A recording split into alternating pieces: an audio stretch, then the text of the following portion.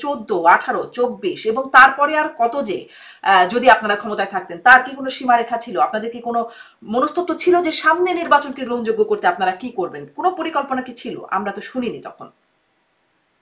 আমরা কিন্তু এখনো এই কথাই বলছি যে নির্বাচন নিয়ে প্রশ্ন আছে। হুম, বাংলাদেশের যে সমস্ত নির্বাচনগুলো, সেটা 79 নির্বাচন যেটা জেনারেল জিয়াউর রহমান করেছিলেন, 88 নির্বাচন জেনারেল এরশাদ করেছিলেন, 86 নির্বাচন, অনেকগুলো নির্বাচন নিয়ে প্রশ্ন আছে।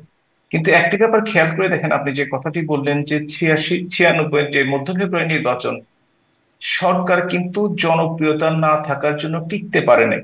হুম, কিন্তু আওয়ামী লীগের ক্ষেত্রে কিন্তু এইটি ঘটে নাই, এটাও কিন্তু বাস্তবতা, এটা স্বীকার করতে হবে, সে যে কারণেই হোক না কেন।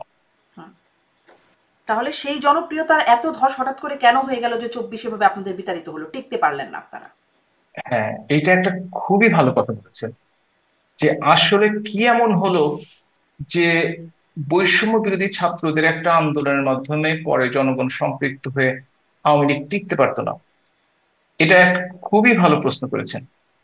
যখন জাতীয় আন্তর্জাতিক ষড়যন্ত্র এবং বিশ্বাস ভঙ্গ বা বিশ্বাসঘাতকতা ঘটে থাকে, তখনই এই ধরনের ঘটনা ঘটে। এটা শুধু বাংলাদেশে না, পৃথিবীর বিভিন্ন দেশে হয়েছে। আপনি দেখছেন প্রেসিডেন্ট ট্রাম্প নিজে বলেছেন তিনি কিন্তু ইউএসএইড বন্ধ করে দিয়েছেন, কারণ বাংলাদেশের নাকি strengthening of the landscape, political landscape of Bangladesh. কথার অর্থ আমি অনেক বোঝার চেষ্টা করেছি, আপনি আমাকে একটু বুঝিয়ে বললে ভালো হবে। তার অর্থ বুঝি নাই, কিন্তু তার পিছনে টাকা খরচ করা হচ্ছে। আপনি দেখে থাকেন ভলকার টার্ক, ইউএন এর মানবাধিকার কমিশনের তিনি কমিশনার, তিনি কিন্তু বিবিসির সাক্ষাৎকারে স্পষ্ট বলেছেন আর্মিকে বলে দেওয়া হয়েছে কোন প্রকার পক্ষ অবলম্বন করলে তাদের কিন্তু বাংলাদেশের যে বাংলাদেশের সামরিক বাহিনীর সদস্যরা যে শান্তিরক্ষী বাহিনী, তাদের সেটাতে অসুবিধা হতে পারে। এবং আপনি যদি এখন দেখে থাকেন তাহলে দেখবেন যে এই যে ছাত্রলীগের মধ্যে শিবিরের কর্মীরা লুকিয়ে ছিল, তারা অত্যাচার করেছে বিভিন্নকে, আপনার এগুলো কিন্তু অস্বীকার করার কিছু নাই। এবং আপনারা কিন্তু চিন্তা করে দেখবেন, সেদিন আমি ডক্টর সায়ন্তের একটা টক শুনছিলাম যে এই যে নাহিদ ইসলাম যিনি এখন ন্যাশনাল সিটিজেন পার্টির আহ্বায়ক, তিনিও নাকি শিবিরের কর্মী, যেটা তাকে জেলে নাকি আরেকজন জামাতের নেতা তাকে বলেছেন, আমি শুনেছি। সুতরাং সবাই মিলে যদি একটা এমন অবস্থার সৃষ্টি হয়েছিল, বিশেষ করে জাতীয় এবং আন্তর্জাতিক ষড়যন্ত্র এটা ঘটতেই পারে। এবং এই হুম, যে আপনি যদি জনপ্রিয়তার মাপকাঠি বাংলাদেশের ক্ষেত্রে, যদিও নির্বাচন নিয়ে প্রশ্ন আছে, তবুও 2008 সালের নির্বাচন বাংলাদেশ আওয়ামী লীগ 48 ভাগের বেশি ভোট পেয়েছিল, হুম। এটা আপনি আমি সবাই জানি। আওয়ামী লীগের সবচেয়ে দুঃসময়ে 75-এ জাতির পিতা বঙ্গবন্ধু শহীদ হওয়ার পরে যে নির্বাচনটি হয় জেনারেল জিয়ার সামরিক শাসনের সময়, সেই সময়টিতে সবচেয়ে খারাপ সময় কিন্তু আওয়ামী লীগ 25 ভাগের বেশি ভোট পেয়েছিল, সেটি সবচেয়ে কম ভোট পেয়েছিল তাদের ইতিহাসে। এত কম ভোট কোনোদিন পায়।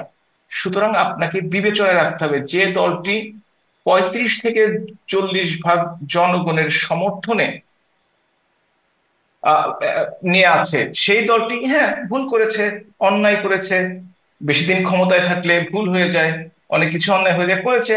তার জন্য অবশ্যই সেই ব্যাপারে শাস্তি যদি কোনো থেকে থাকে আইন অনুযায়ী বা আছে নিশ্চয়ই, সেটা অবশ্যই পাবে, সেটা আমি হলেও হবে, তাতেও কোনো অসুবিধা নেই। আপনি বলছেন জাতীয় আন্তর্জাতিক ষড়যন্ত্র এবং বিশ্বাসঘাতকতা। জাতীয় আন্তর্জাতিক ষড়যন্ত্রের বিষয়টা মোটামুটি বুঝলাম। বিশ্বাসঘাতকতা কে করেছে? আপনি যদি দেখে থাকেন যে আগের দিনও যারা বিভিন্ন ভাবে নিয়োগ প্রাপ্ত বিভিন্ন কর্মকর্তাগণ, তারা আগের রাত অর্থাৎ 4 তারিখের রাতে যে কথাগুলো বলে গণভবন ত্যাগ করেছেন, পরবর্তীকালে পরদিন সকালে কিন্তু তারা সেই কথাগুলো রাখেন নাই।